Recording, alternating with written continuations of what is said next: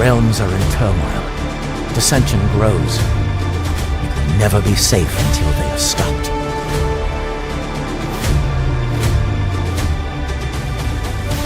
Long ago, fear ruled the world. Children of the fallen, who left nothing but death and destruction in their wake. And hope faded to myth.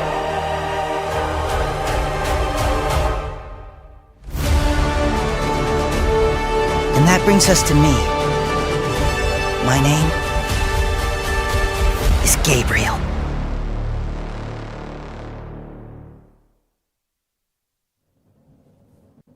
Hey guys, here we are. We're doing the thing. I really excited to be here and do this.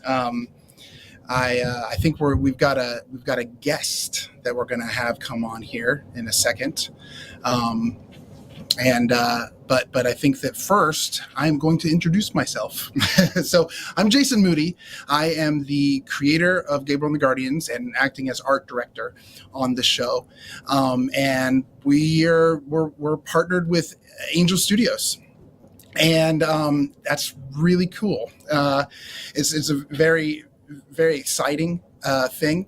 And basically, like, I what I wanted to do was share with you guys how that came to be.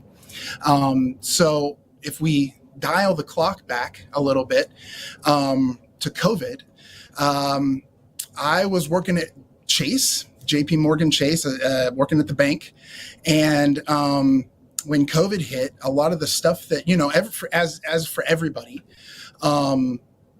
you couldn't do some of the things that you wanted to do. You know what I mean? Like the stuff that you were used to doing. You all of a sudden you couldn't do that.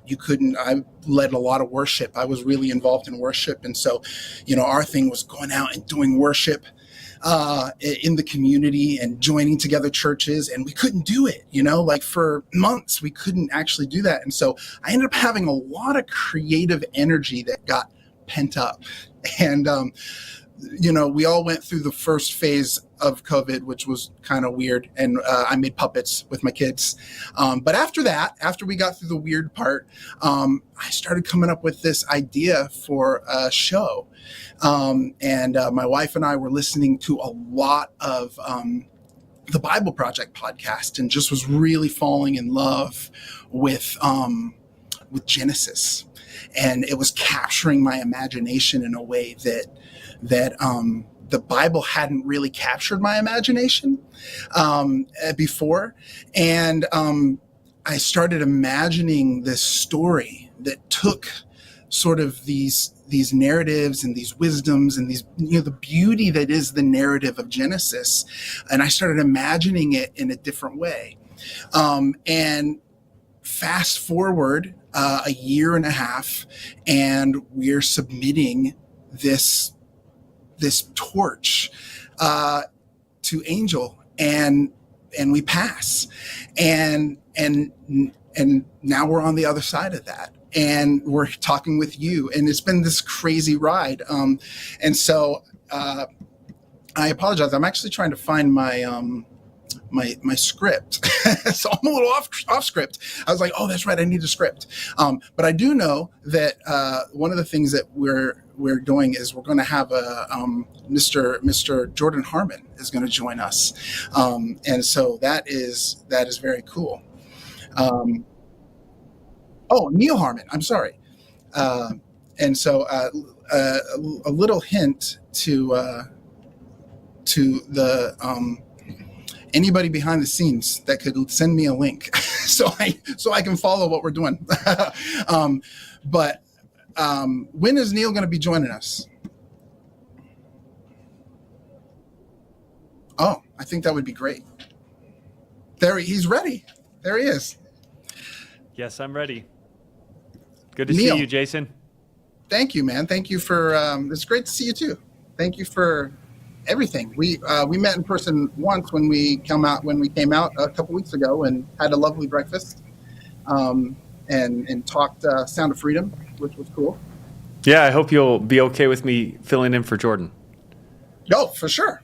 I prefer it, actually, to be honest. We won't tell him that. No. Keep it on the low, man. Keep it on the low.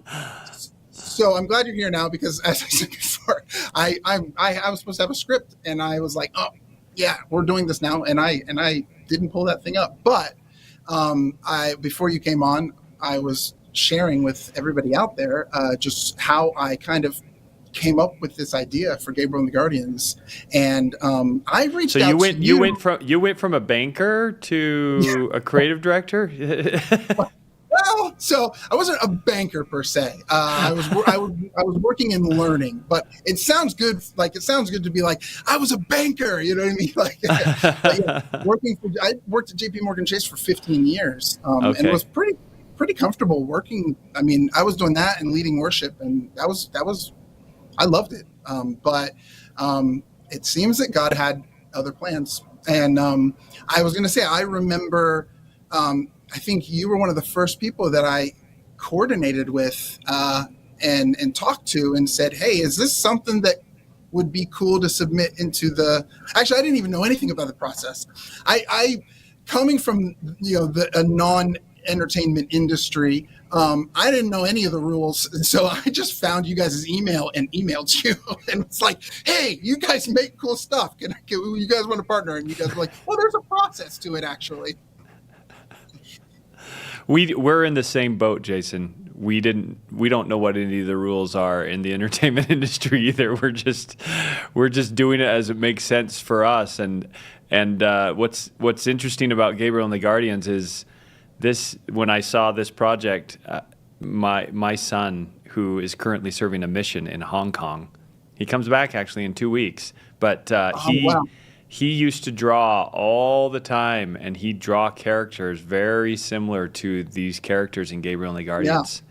Yeah. And he'd tell me about, and my kids, they insisted that I watch an episode of this really popular anime show. I'm sorry, Jason. Anime and I have never crossed paths. That's right. I mean, I could go through the list. We could maybe get to it.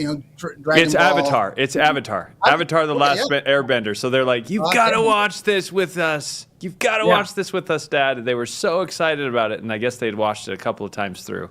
So, and then I have a daughter who also loves to draw, and she draws similar characters. So this is my introduction to anime. So I see what you're doing. Awesome. I'm like, hey. Here's a guy who works for J.P. Morgan who actually understands what my kids are interested in. Yeah. Well, what's funny is that, I mean, really it was my daughter who, I've told this story to a few different people, but this is a good place to share it. When I first started coming up with this idea and started drawing these characters and started thinking about how to tell the stories in Genesis in a way that connects. Yep. No, that's right. But anyway, at one point I showed her some of the stuff that I was working on with Gabriel and the Guardians, and she went, "Dad, this is actually a show that has to do with the Bible that I'd actually watch," because she was really into anime. And I was like, oh, and that was actually the moment that it kind of crystallized for me. I was like, I need to make this into a show. Yeah. Very cool. Very cool. So I did you get your script, or should we just go impromptu here? No, I got the script. And so some of the things actually that I'm supposed to ask you actually, so this is just these little prompts, but what did you like? I mean, you probably answered this a little bit, but what did you like about this project when you first saw it, about Gabriel and the Guardians? Yeah, so as people who know Angel are familiar, the Angel Guild makes the decision on this. So the Angel Guild rated this show, and like I said, when I first heard about it, I just said, "Hey, here are some talented filmmakers." I didn't know you weren't a filmmaker before. Obviously, you've partnered with people who know what they're doing, and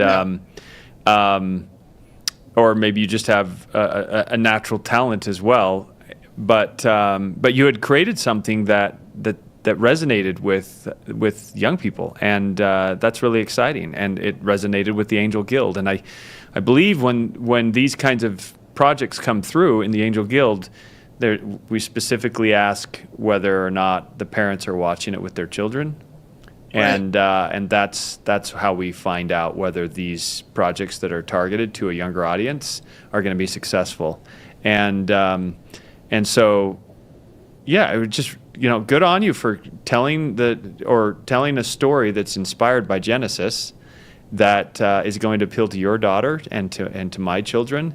That's really, really exciting for us to have something like that. And what's more is we've got Tuttle Twins and the Wing Feather Saga, which are both animated projects. And so Angel's getting heavily into some of this multi-viewing, all across the family type of animated experience. And we're learning the models around this, and we're getting excited about it. And so to have another project come join the family, we think that, we're going to, like the Wing Feather team, hopefully will rub off on you guys, and the Tuttle Twins team will rub off, and we'll all become better together. So, yeah. Now that my kids have read the Wing Feather books, and then they watch the series, and they're I'm not sure if they're more excited that we're with the people who do Wing, if we're on the with Angel who makes Wing Feather, or if they're actually excited about Gabriel and the Guardians. But hopefully I can turn them into fans. That's right. I mean, part of it's just, that's one of the important things about this stage that you're in. So after you've gotten a score from the Angel Guild, now it's time to go through the express interest stage. And it's an important part of the stage is that people have enough, that they can catch the vision enough and say, yeah, I want this to be made. And I'm going to express interest in doing so. Yeah, so that's the testing the waters, right? Like, and expressed interest, and that is where we are. We're not opening a crowdfund yet, but we are gauging the interest, right? That's kind of what this is. That's right. Yeah, I think that we've got a URL set up right now for it to where people can go and express interest, don't we? Yeah.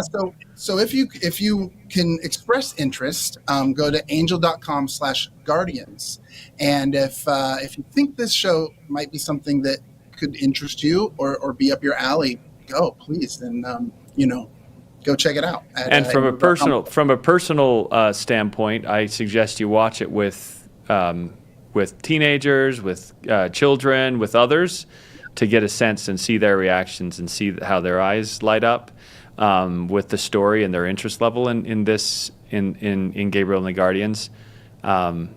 If you're like me, now obviously I'm starting to I'm starting to get gray hair here, and I'm not a part of the in crowd, so I don't. I've got to see how my kids react to it. So encourage everyone to do that. Cartoons are for everybody. You're never too old for a good cartoon. Yeah, no. And it really comes down to time. But there's nothing I love more than to have a cartoon that I can watch with my kids and that I actually find it entertaining as well, and then they're entertained by it. That's rare. And I think that's the hope. That's the hope with what we're doing. I think we're really trying to create something that an adult could sit down and be entertained by and be captivated by right next to their kid who, can sit and they're not afraid that there's going to be something in there that's going to be inappropriate, and they can enjoy it, both of them, Yeah, and that's really important, Jason, because I do remember my son would say to me, because he'd love to draw these things, but he'd also express how dark some of the anime is. And you guys, you're about going out and with, during COVID, you couldn't go out to worship, but that's where your heart is, and you're about bringing a light to this whole genre of entertainment. Absolutely, I really are at the core. We identified that, and having kids that are into this, you recognize quickly how dark some of it is. And so the vacancy that was obvious to me was a message of hope in a story that someone who likes anime would watch. And so it seemed like, this needs to happen. There needs to be an anime that spreads light, that has hope at its core value. So we want to thank Kizzy. I think it was Kizzy that came up on the screen who expressed interest. Yeah, and someone from Ohio I saw, Jeremiah. So that's awesome. Thank you guys. And then an anonymous Ohio. See, I'm in Ohio, so I think my Ohio people are representing. That's what's going on. Neil, thank you so much, man. Really appreciate your time and everything that you're. Just thank you for supporting the show and believing in it.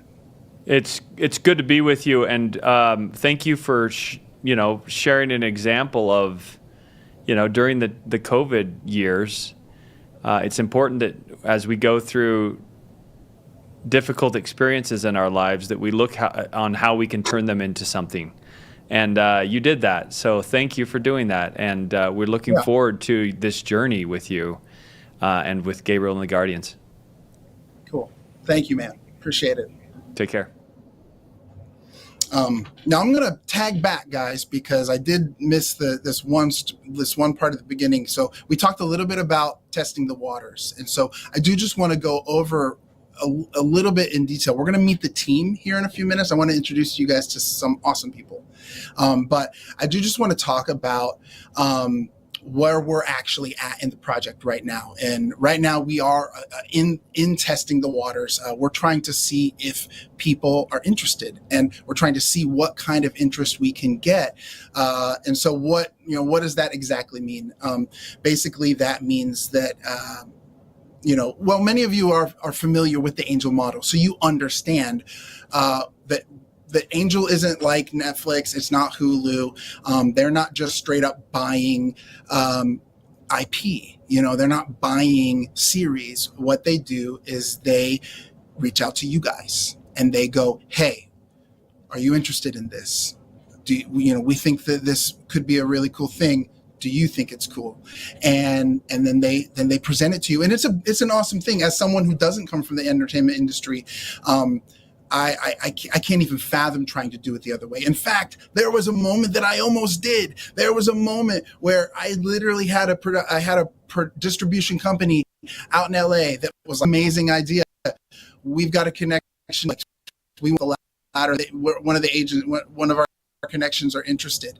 And after praying about it, my wife and I, we went, no, this isn't the right move. And that's when we took it to Angel, because we knew, and I was told basically what would happen is, a place like Netflix would just straight up buy it and then do whatever they want with it and create whatever message they want. And I knew that we had been given this show to steward well. And so we brought it to Angel, and I'm thankful. It's been awesome every step of the way. So right now you can go again at angel.com/guardians and express your interest. And we are, we are wanting to do a crowdfunding. Hopefully that'll open up sometime soon. So we will keep you guys all updated on when that happens. So let's meet the team. I think it's a good time. There they are. The team. Hey. What up, team? Hey. All right. What's going on? Can you guys hear me? So, yes, we can hear you, man. You're here. Finally. You got a voice. You have a voice, brother. Yeah. It was touch and go there for a minute. Yeah. We were having some technical difficulties. That's why I didn't have my script. No, that's not. No, it's just us. It's normal. It's fly by the seat of our pants. Fly by the seat of your pants. So I introduce myself. I'm Jason Moody.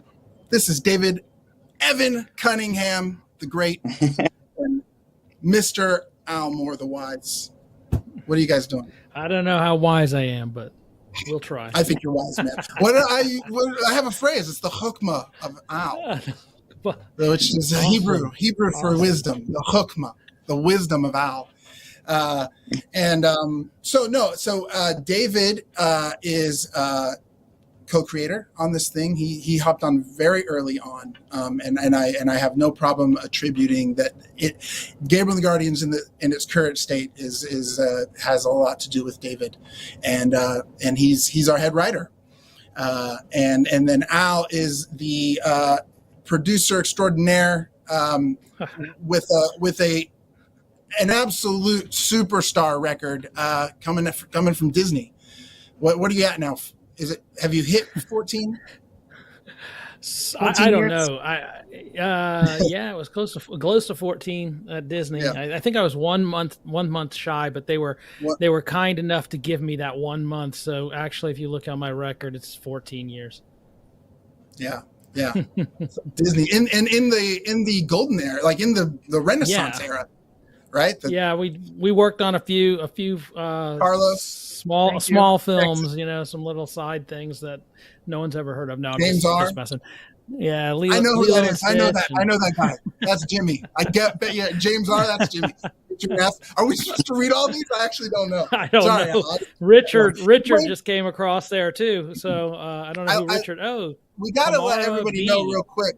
Kamara B. Thank you. From Michigan, dude. Michigan's cool. I lived in Michigan for a minute. Yeah, this is cool. We need to make sure and let everybody know that Al worked at Disney, and Al is pretty much responsible for Emperor's New Groove. Like that is. It's my favorite movie ever. No, he hates it. You've told me that many times. So why don't you guys tell a little bit about? I got to tell my backstory, so why don't you guys share just a quick minute or two of how you came onto the project? We'll start with David and then do Al.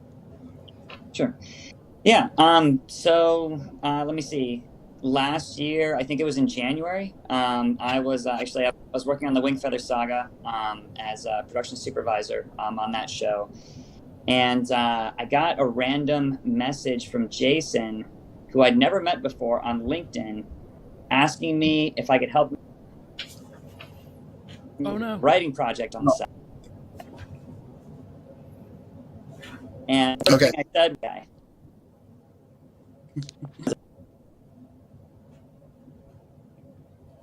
You're clipping out real bad, but I'm gonna pick up the story because I know it well now.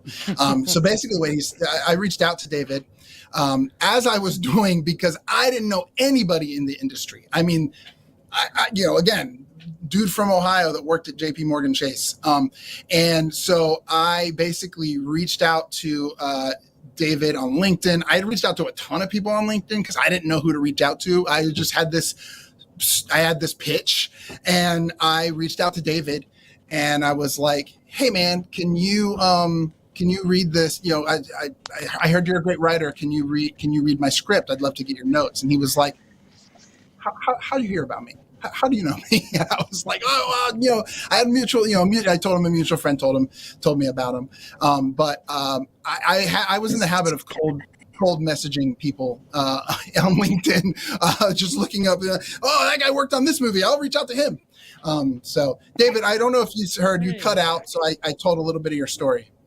Yeah, sorry about that. I had to switch over to my phone, and I think I lost signal for just a minute. But yeah, I mean, basically, Jason reached out to me. We started talking and talking on the weekends and just talking about story and where we wanted the story to go. I'm a huge fan of classic hero storytelling.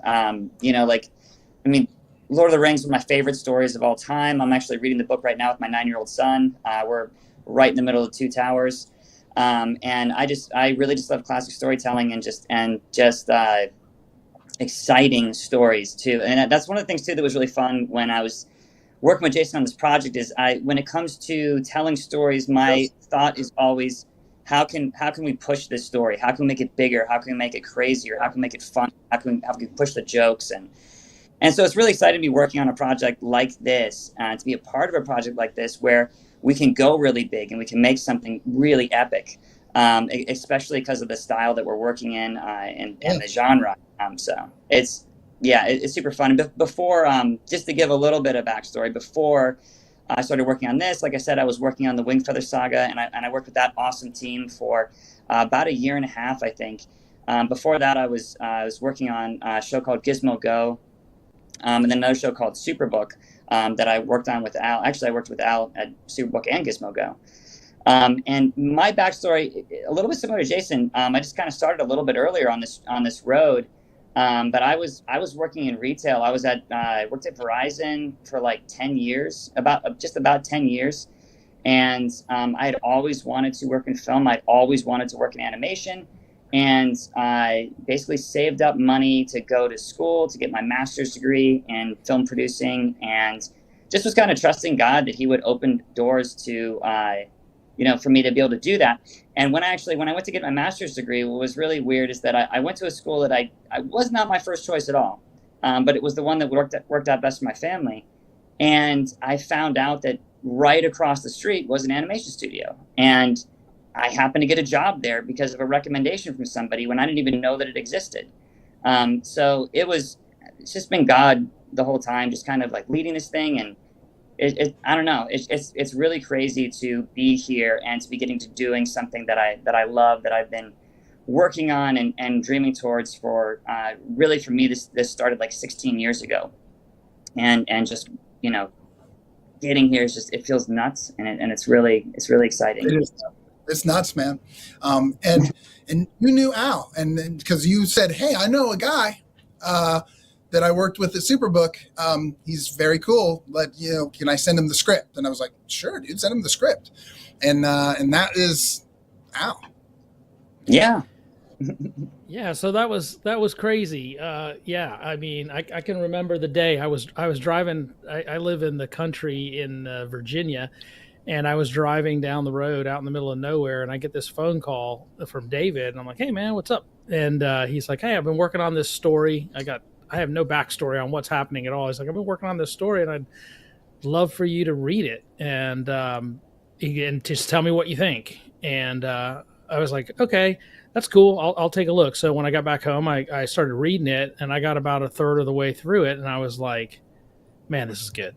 And so I called David up, and I was like, "Wow, this is really, really cool." And I said to him, I asked him a few questions that I felt like I felt like God led me to ask a few questions. So I asked a few questions, and luckily David answered them correctly. No, I just believe it was the Holy Spirit confirming in me that this was the right project. And I just said, so then he started to ask me some questions. I said, "Hey, man, stop. Don't talk. And I said, I got to ask you a question. How do I get involved in this thing?" And he goes, "Well, actually, that's what I was just getting ready to ask you." So I was like, all right, we're on the same page here. But yeah, I mean, it's a great project. I think, I don't remember if I was on with Jason or David just the other day.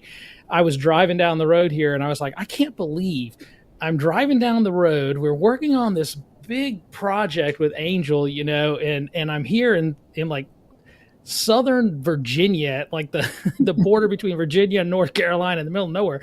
You wouldn't be thinking, someone's making a series in this area, and yeah, it's just been amazing. I mean, God's doing really cool things, and I think all of us could say, Jason could say, he's doing he was working in a banking situation, and then COVID came up, and David could tell you, like you just said, he was in retail business, and then he went to school because he felt like that's what he was supposed to do. And, for me, this whole thing, when I was at Disney, which is crazy, I was at Disney, and you'd think, you're at Disney, you're working at one of the biggest animation studios in the world, probably the top at that time. And, you're thinking to yourself, there's got to be a way to translate this stuff into light, into amplifying light, like Angel says. And so for me, David said it's been like 16 years or something. I think you just said years. For me, it's been almost 20 years that I felt like God has been telling me to do something in this arena. Yeah. And it's just about patience and about walking it out. So it's been really cool. Yeah. It's been really cool. And it's been a great project. Yeah. What's cool is that, like, so I bury the lead a little bit, and being like, yeah, I was just a guy working at Chase, and that is true. But the truth is that when I was, I have these sketchbooks upon sketchbooks upon sketchbooks from when I was, starting at like 8 years old, all the way up through my 20s, that are full of dreams of creating something like this. And, we all get to a point in our story when we go, okay, this isn't going to happen, and I got to put this away, and I got to I got to get a real job, or, whatever. To that point in your story when you go, the dream is dead and I'm going to just bury it. But I think that our God is so good and so faithful that if you trust him and you wait and you're willing to be patient till, I think what it is the time that you're ready, that you've been built into the kind of person that can handle the thing that you actually want, the Lord comes out and goes, actually, your dream's not dead. I never said it was dead. So let's go. We're going to resurrect it. We're going to bring it back to life, and we're going to make this thing happen. And that's what happened for me. And I actually think that if you are patient, and you are diligent and you are willing to wait, I think we all can pursue our dreams. I really do. And so I think that actually now might be a really good time. We've been circling this thing and saying how great it is and how cool it is. It probably is a good time to really dive into it. I want to share with everybody what Gabriel and the Guardians is about. Actually, what we want to do is we have this pitch deck that we have been taking to different distribution companies, and we've been using it to pitch.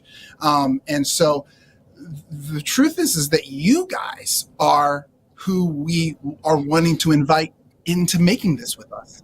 And so we were like, what if we pitched the pitch deck to them, to the audience? What if we just went ahead and pitched it the way we would pitch, to a studio? You guys are our studio. You guys are who we want to present this story to. And so we're going to do that. We're just going to go ahead and go through our pitch deck because you guys are who we want to make this with. So Gabriel and the Guardians. It is an animated series. We are doing 13 episodes at 22 minutes per episode. And we're doing, a 12 plus kind of age range, but really what we're doing is co-viewing. This show will have, action aplenty, monsters, drama, but, it's not going to have profanity. It's not going to have, any inappropriate scenes or anything like that. And so really, like, I would be comfortable letting my, 7 or 8 year old watch Gabriel and the Guardians. And so, so if we go forward, basically, this is an epic fantasy story, but it's inspired by Genesis and some of the other texts, like the Dead Sea Scrolls and the Book of Enoch. We're taking some of those, inspiration from some of those stories and some of the settings. But really at its core, we are taking the wisdom and the narratives found in Genesis, the world that Genesis paints, and we're creating a fantasy story around that. And so it's really this story of the clash between chaos and order. And you get these celestial heroes and these mortal heroes that battle these forces of darkness. And so, it's something like, Super Dragon Ball Super, the Chronicles of Narnia, Prince of Egypt, all blended up together in this sort of retelling of the Torah. And so if we go forward, the story centers around Gabriel, who is this joyful and courageous celestial guardian. And he's been selected to be the lone keeper and protector of the eternal tree. And that tree eternal is the source of all life the source of life for all living things in the world of Ara. And so if we go forward, the world of Ara is a fantasy world. Kind of like Narnia or Middle Earth. But while those stories are influenced by Norse, Celtic, Middle English mythology, our world is inspired by Hebrew text. our fantasy world is inspired by the mythology that comes out of ancient Hebrew traditions. And so it's a world that's teeming with chaos creatures, Leviathan, behemoths, golems. And the story really picks up when a chaos giant, also known as a Nephilim, invades in paradise, which is where Gabriel is the protector. He's the protector of the tree that's in Paradem, which is really just a Hebrew word for paradise. And so this is fantasy. It's this cool fantasy paradise island that this giant that shouldn't be there sneaks in one day. And so Gabriel's kind of there doing his thing, protecting the tree. And then one day this chaos giant shows up and steals a seed from the tree and takes it into the world of the mortals. And so Gabriel has to follow it. He battles the giant and actually can't get the seed back. And the giant goes into this portal and goes into the world of the mortals, Ara. And so Gabriel follows him into the mortal world. So if we go to the next slide, into the mortal world, basically Gabriel runs into these two other characters, Nock and Nemea. And, Nock is this young cleric who basically is on a quest to hunt and kill all the giants. And Nemea is this feisty princess from this really powerful kingdom in the world of Ara called Kayanara. And basically they form a bond, a tenuous bond, but they end up traveling as companions because they have a collective unified goal, which is to get the seed back.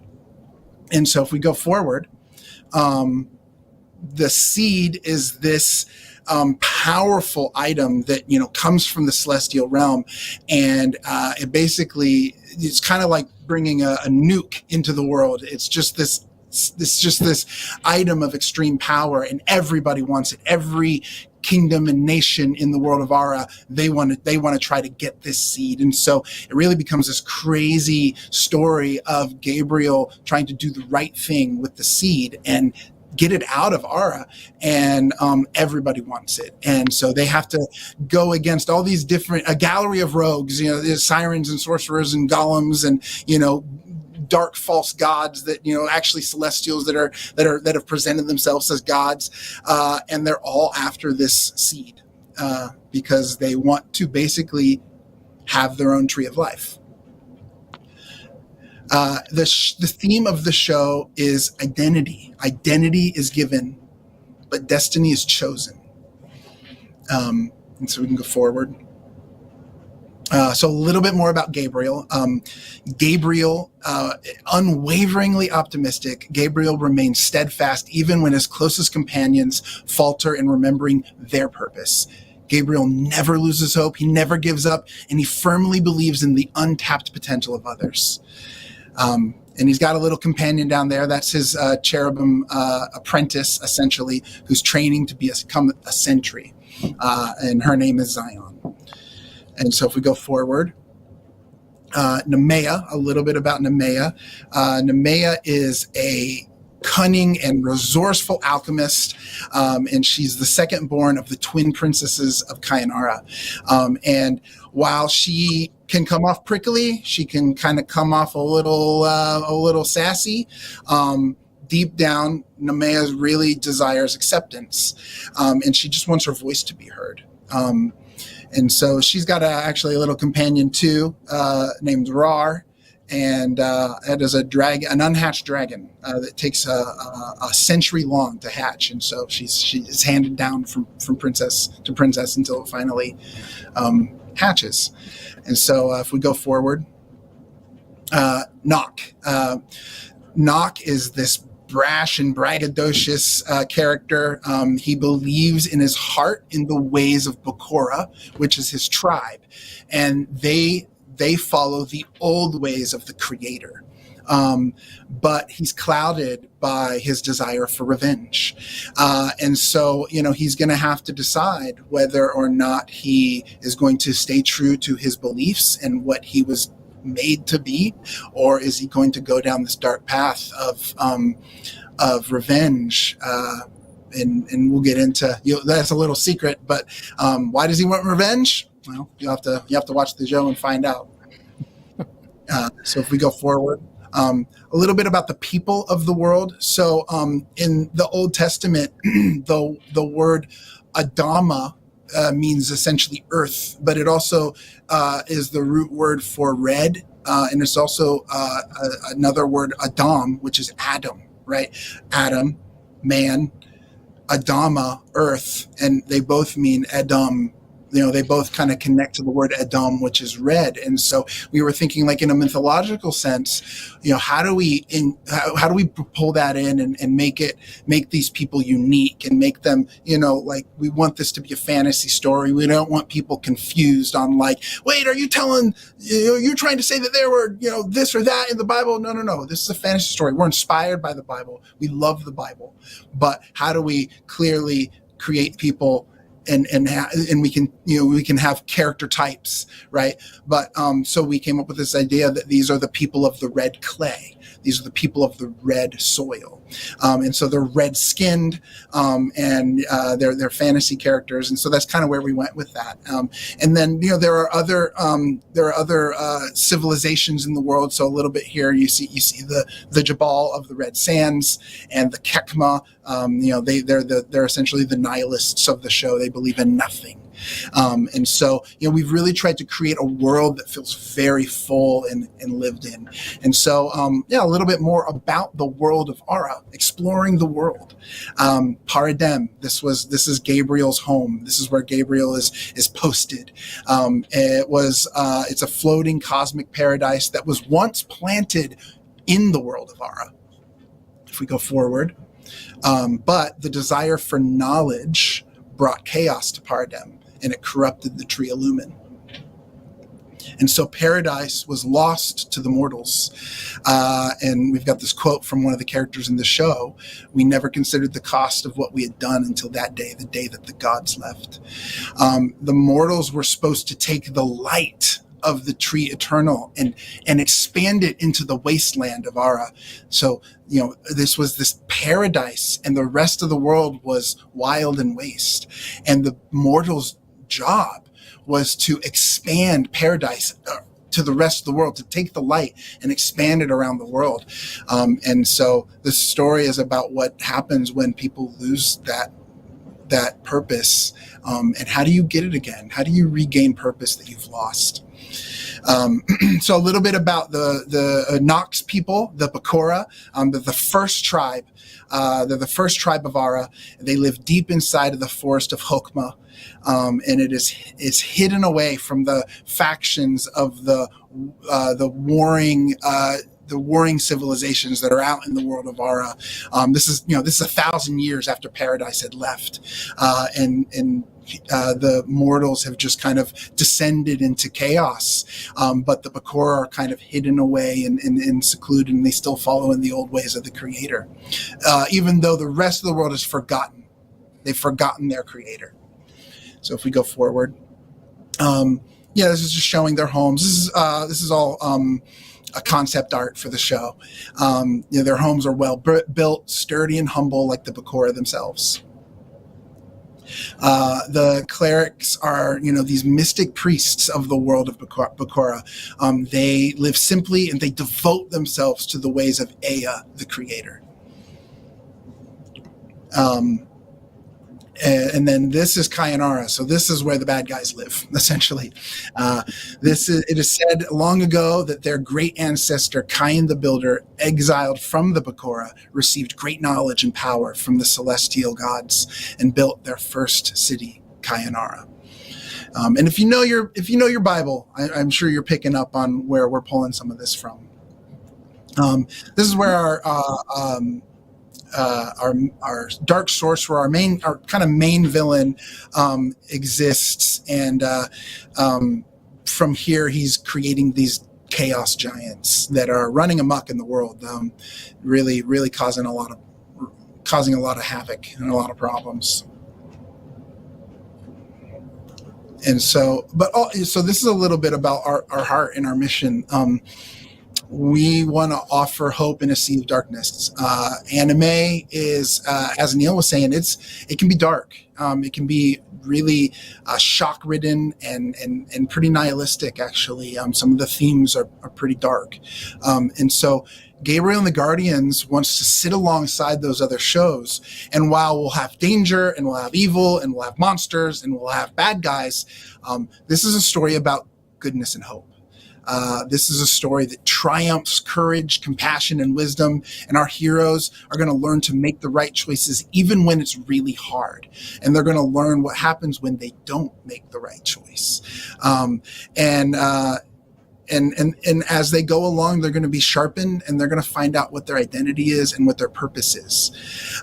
And so our story draws inspiration from the Torah and the Bible, the Old Testament and Genesis, and it infuses the parables and the wisdoms found in the ancient Hebrew texts and creates a narrative out of that.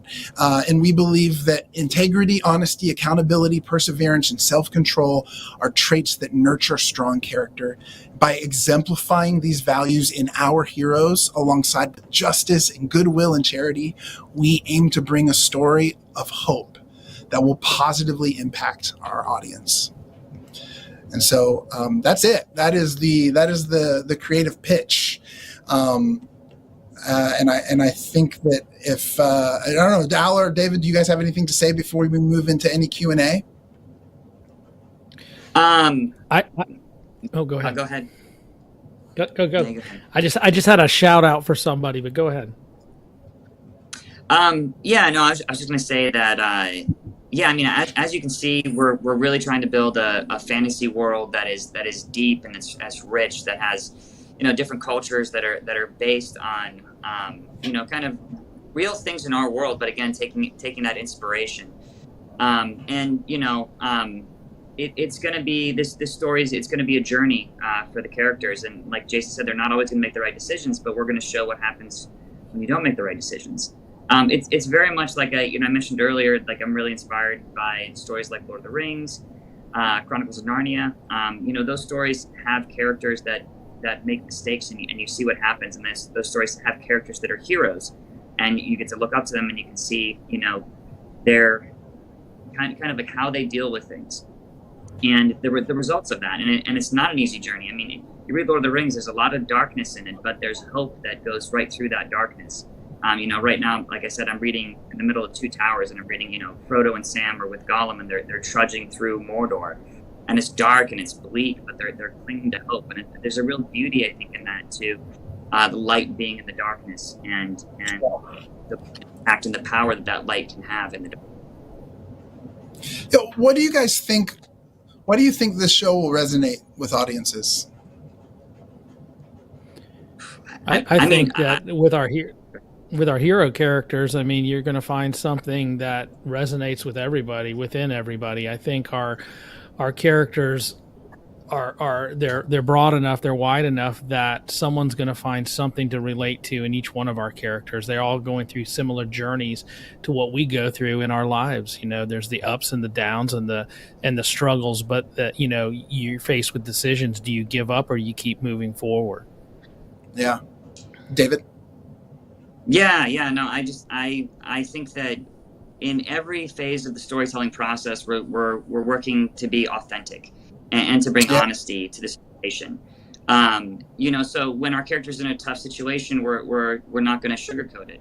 But but at the same time, we're also not going to kind of do what some other stories have done, which is kind of say that like good guys are stupid and bad guys are the smart ones, because it's just not true. There's plenty of real life stories of heroes that did the right thing and that ended up, making all the difference in the world. But I think again, we're always looking for authenticity and for the story to be honest, and really for to really, put our characters through hell, because it's everybody that is on this stream that's watching this. You've had something hard in your life, and all of our characters in the show, they're going to go through hard things. And when we figure those things out, when we're working on those story ideas, we're asking ourselves, like, what was it like for us? Like when I'm writing, I'm like, I've gone through, different hard things that every person has. And you draw from your own emotions, from your own experiences, to be authentic and to be honest about the story that you're telling. Yeah, dude, that's good. That's really good. I think that, one of the things that we've kind of realized that is in our heart about what this show is about is, we talked about, find your identity. And, I think that, having young kids, and having, now a young adult, identity is something that I think that particularly as a teenager, you're berated with what you ought to be. You are being told every day what your identity is. And so I think that we, as we started to think about how important the question is, who am I? What's my identity and what's my purpose? Creating a story that begs those questions, right? And isn't interested in force feeding kids what they ought to be and who they should be, and instead going, you should be asking that question yourself. Because I think that what we realize is we all believe that if someone truly asks the question, who am I? I trust that there's someone that's going to answer, and someone who loves them deeply. And so I think that when we ask the question, who am I, our Creator answers us. So, yeah. Yeah.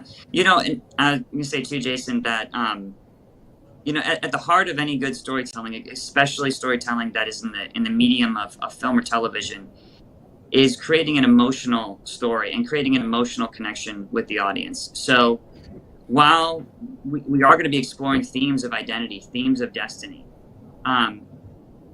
everything that we're doing is about the emotions, because that's why you come to watch shows. You don't come to watch a movie or a show to get a lesson or for somebody to tell you what to do or how to act. The best movies, the best shows, are ones that get you to think about your own life in a way where you're not being forced to. Like when you watch a movie or you watch something that gets you to question your own life. That's something that's special, and that can only happen, in my opinion, when you're connecting emotionally to what's going on, and that can only happen when you're not being preached, and when you have a story that you resonate with. Yeah. Yep. Yeah. We're not here to preach. But we want to tell stories that bring light. Okay, we got some questions. Yeah. We'll move into some questions. Questions. Hey, thank you all for who's been given. We see these names popping back and forth across the bottom, and we're just thankful and grateful to even be here. Here we go. Yeah, Tim, I'm going to read this. Tim, will there be a new villain inspired by Bill Cipher from Gravity Falls in this show? And will there be a villain? Inspired by? And then it cuts off. Oh, yeah, yeah. I love the Bill Cipher reference. My sons are gonna they're gonna be like, someone talking about Gravity Falls. I know my kids too. They're gonna go crazy. They'll be like, what the heck? It's interesting that you bring up the 7 deadly sins, because we did have a conversation around the 7 deadly sins, and whether that's a theme at some point to explore in the show. So yeah, that's a good question. Very cool. What else we got? Okay, besides Gabriel and the Guardians, hold on. Can you read it? What are your favorite animated shows? Animated shows. Sorry, my little bar was in the way. Man, so for me, I mean, hands down, the original Batman, the animated series, is, I think, maybe one of the best animated series of all time. But I also really love Trigun. I'm a huge fan of that character, Vash the Stampede. And I grew up on Dragon Ball, so I can't get away from, it's probably cliche, but I like Dragon Ball Z a lot. So, David? Yeah. We know David's here. We know David's. Yeah. No, I grew up on Dragon Ball. I grew up, my two favorite shows in the 90s were Batman the Animated Series and X-Men the Animated Series. Like yeah, X-Men was awesome, especially that intro song, just awesome. That song. Dun, dun, dun, dun, dun. Yeah. But yeah, no, I think, and I love Studio Ghibli. If anyone out there has seen Studio Ghibli films, I love. I just took my sons actually to see Nausicaa, The Valley of the Wind in theaters. They're doing the Fathom event for that, and that's actually a really beautiful story. It's a very, I don't know, it's a pretty amazing story. If you haven't seen it, you should definitely check it out. Ponyo's a personal favorite for us. What'd you say? My whole family likes Ponyo. Yeah, Ponyo's great. Yeah, I think we've watched Totoro like 50 times. Al, what about you? I was gonna say my anime favorite anime show goes way back. It in the United States it was called G-Force, and I believe in Japan it was called Gotcha Man. And that was my first introduction to anime, and I was like in love back then. I thought, oh my gosh, this is fantastic. And but then I have other classic American animated series like Johnny Quest. Got some Johnny Quest fans out there. And but yeah, and then of course some films I've worked on. But anyway. Wasn't Gatchaman also was called Battle of the Planets, right? Yeah. And we got a couple of different names. So have you started casting? This is from Jessica. Jessica, thank you for this question. Have you started casting, or do you have ideas of who you want to cast? We can't answer this question, but we do. Great. We got some great stuff we're going to announce. That actually is a good place to talk about. September 1st, we are going to be at GalaxyCon in Austin, Texas, and we are going to be doing a huge cast announcement. We're going to be announcing 4 of our main cast. Yep. That's it. That's all I'm going to say. That's all we can say. We have some casts. We're going to be announcing them soon. Stay tuned. Yeah. So cast announcement. Check us out. If you're in Austin, come on out. We're going to be there. 701, right? Will there be any musical numbers? That's a good question. And actually we have a song that is gonna play a part in the story. Right, David? Actually, there will be. Yeah, there is going to be some music in the story. It's actually going to be part of the world that the music's going to have. It's more than music. I'll just say that. I don't want to spoil it, but we kind of figured out something in a fantasy way to include music in I think a fun way in the story. Yeah. What will the tone of the series be like? David, you want to take this one? What was the question again? What is the tone of the series be like? Series, yeah. So I mean, really, what we're trying to do is kind of hit that tone that Marvel has done pretty well with their movies, where there's going to be times where it's funny, there's going to be times where it's exciting, there's going to be times, sometimes it's a little scary, but it's going to be action adventure, and again, I think that Marvel did this really well with a lot of their films, where they kind of dipped into having very serious moments and then also going to very lighthearted moments. And that's going to be similar to what the show is going to have. We've got some, very tough stuff, and then we've got some very goofy stuff. And if you watched anime, this is also pretty typical. If you watch something like Naruto, One Punch Man, if you watch, things like that, you'll see that like anime has a pretty broad range of like going from very serious to very funny, Yeah, I think we want to really straddle that line of drama, action, and comedy, like just as best we can. And Marvel movies do it very well, actually. Well, not all of them. Some of them take it too far, and I think we probably all have those ones in the Marvel Rolodex that were like that. But I mean, in general, especially some of the best Marvel movies, they manage it well. Any more questions? Okay, what we got? Oh, well, Al sing the musical parts. Al, you singing, buddy? Of course. Do you know this is Miguel? This is someone you know? Miguel? No, but yeah, we'll Dude, sing Al. something, I guess. I don't know. I mean, Unless they're saying AI. I can't tell, actually. Maybe they're saying AI. Well, maybe AI it is AI. I was actually hoping it said AI. Maybe it did, dude. I don't know. I think you should just. I think that'd be great. Yeah. Maybe I'll sing as How can we Knock, like support? under the Okay. water or something. Gargle with some water in my mouth or something. Go ahead. Yeah.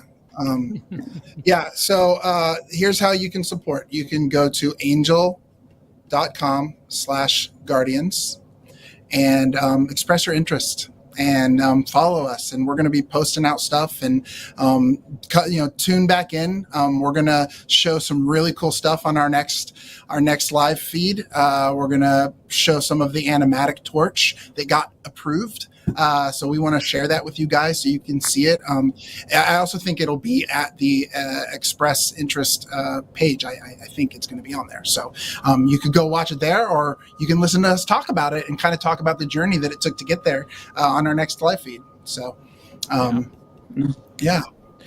And now I'd like to say too, before we drop off, I just like to say thank you to anyone who's watching that was a guild member. I know our crew would love to thank you all because you're what's making this happen. You guys voted for us, and without your votes, we wouldn't even be here talking today. So I just want to thank you guys, and I want to thank Angel Studios again for the opportunity that they've given us, and for believing in us. It's like Jordan, or not.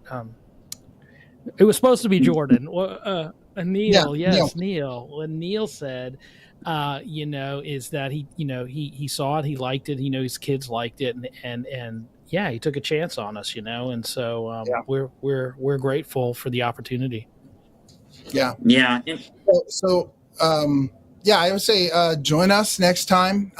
Please follow us, follow our socials. That would be helpful. And we're looking forward to come back on and talking a little bit more about the characters. We want to share with you guys some of the villains that we've got. They're very cool. So we'll see you on the next. So we're on Facebook at Gabriel and the Guardians. You can find us on Instagram, I think those are the only two that I know of for sure. There might be others, but yeah. So thank you guys once again so much for being a part of this and joining us for this live feed. We're super excited to create this show with you. One of the things that we do want to say is that as we make the show, we do want to include the fans. Like, we really, really, really want to work with you guys. And so we want to do some really fun stuff that would incorporate you and your thoughts. And we want to put character designs in front of you guys and let you have say. And so that's some of the stuff that we want to do with this show. So, all right. Well, thank you. Thank you, guys. We'll see you next time. Thanks so much. For sure. Thank you. Right. The realms are in turmoil. Dissension grows. It will never be safe until they are stopped.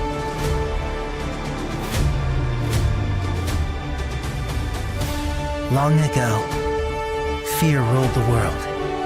Children of the fallen, who left nothing but death and destruction in their wake. And hope faded to myth.